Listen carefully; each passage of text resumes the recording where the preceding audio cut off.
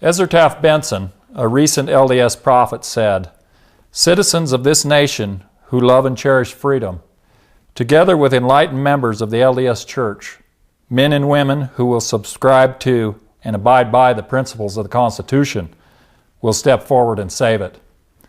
Inspired by his words, I invited LDS men to discuss this prophecy, thinking non-LDS people would not be interested. In this reasoning, I was wrong. To all those citizens who are not members of the LDS faith, who have expressed a sincere interest in attending my meetings and discussing this prophecy, and how together we can step forward and save the United States Constitution, I would like to apologize and invite them wholeheartedly to join us. It will take a concerted effort by people of all religions to unite in a common cause, exercising great faith and determination to save the Constitution. We live in a critical time in the history of the United States. America stands on the precipice of failure. Unless the citizens who love and cherish freedom unite and come to the rescue of this inspired document, I believe the Union will be abolished and America will be destroyed. This is a call to arms. Join with me. Attend my meetings. Hear my ideas. Bring your own. But sit back no longer and idly watch as corrupt politicians destroy our great institute of freedom, America. And lastly, to those who have been relentless in their criticism of whatever I do, Dwight D. Eisenhower said it best, quote, "Farming looks mighty easy when your plow is a pencil and you're 1,000 miles from a cornfield." What's changed between today and what you said a couple of weeks ago? I think what has really changed my mind on opening these meetings up are the emails from people that are not associated with the LDS faith who have sincerely asked if they could attend the meetings. I really did not think that they would be interested in Joseph Smith's prophecy. I was wrong. And if they want to come and listen to this, I'm very, very happy to have them in company. And not only that, but as I've traveled the state of Idaho and have campaigned, there's a lot of strength in all kinds of people from all kinds of religion. We need to unite and for this battle. It could be the biggest battle since the Revolutionary War. I mean, I literally think we are fighting again all over for our freedom. And we're going to have people of all faiths, people of courage and strength stand up to win this one. And so if they want to come, I want them there. I guess reiterate for me this is just one of the religious backgrounds that you'll be speaking to across the state. I mean, not everyone in the state is LDS.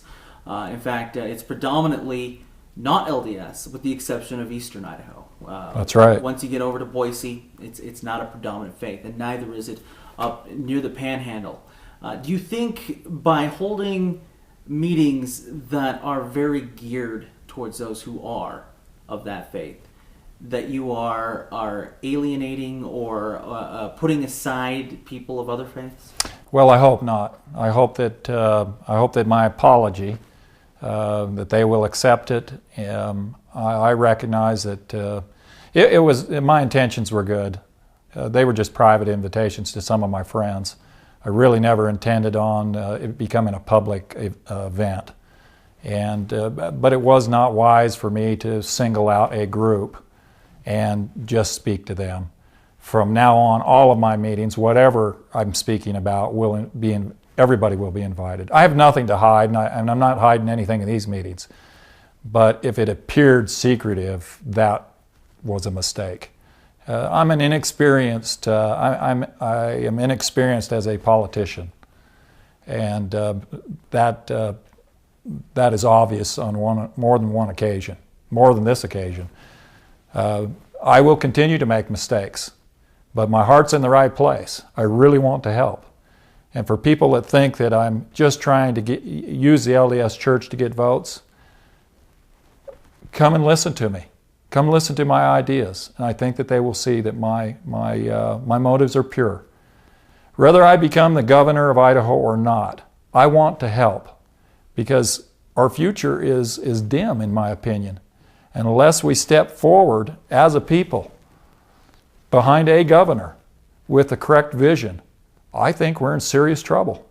And that's why I'm stepping forward, because frankly, I haven't seen anybody else that I have confidence in stepping forward. And I've lost all my confidence in Governor Otter, or I would support him.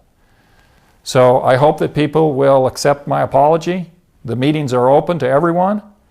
And come out and let's figure out how to fix Idaho, fix Idaho's economy, and save the Constitution of the United States. We can do it together, I'm convinced of that.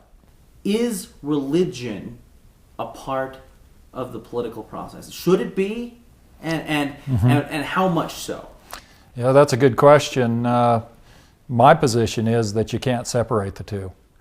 I believe that America would not exist had it not been for the intervention of our Heavenly Father. If you believe that, how can you separate Him in a day like today when we need His guidance again? I think that it has been a false doctrine, so to speak, that we should separate God from the government. Now, government shouldn't come in and dictate how a person worships, but that was never the intent of the Constitution, to say God shouldn't be involved in the affairs of the government. We just wanted to make sure that government didn't run how we practiced our individual beliefs. I think that has caused us a lot of problems in the United States. And I want to see leaders come back into government that are not ashamed to say we need God's help, humble yourselves, and let's seek His inspiration on how to bring America back to what it was and what it was originally designed to be. During the presidential elections, Mitt Romney, a prominent LDS member, he was criticized quite frequently by the media and by the people, saying, do we really want someone from the LDS Church leading this country? I know that a lot of people who've been watching recently are probably thinking the same thing. But, I mean, in your view, is the LDS faith much different than any other faith out there? And what is your views on being a member of the LDS faith and running for a political office, an office that caters to feasibly all religions? I think it is wrong for people that get elected to try to insert their personal beliefs into the operations of government.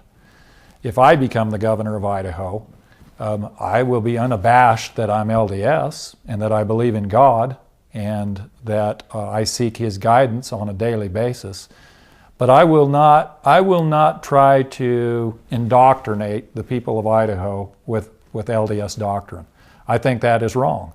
I don't think Mitt Romney would have done that as President of the United States. But him and I are both faith-based in our principles, and those principles are what guide our lives. They are what makes us the men we are. All faiths have plenty of good in them. I've got one of my primary campaign managers is not LDS, and I think she's one of the finest ladies I've ever met.